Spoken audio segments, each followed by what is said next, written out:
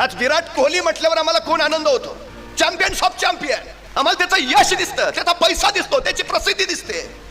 पण त्याचे कष्ट माहिती आहेत. 18 तास स्वतःला कोंडून घेऊन फलंदाजी करत राहिलाय तो. दिल्लीच्या फिरोजशाह कोटला मैदानावर दिल्ली विरुद्ध कर्नाटकची क्रिकेटची मॅच चालली आहे आणि अचानक खेळता खेळता निरोप आलाय तुझे वडील मरण पावलेत.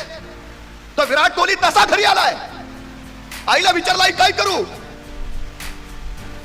आई म्हटली या क्षणी तुझे वडील असते तर त्यांनी तुला काय सांगितलं असतं. विराट म्हणाला माझे वडील मला हेच म्हटले असते, खेळायला जा, तुझं ध्येय पूर्ण कर, बाकी गोष्टीकडे लक्ष देऊ नकोस.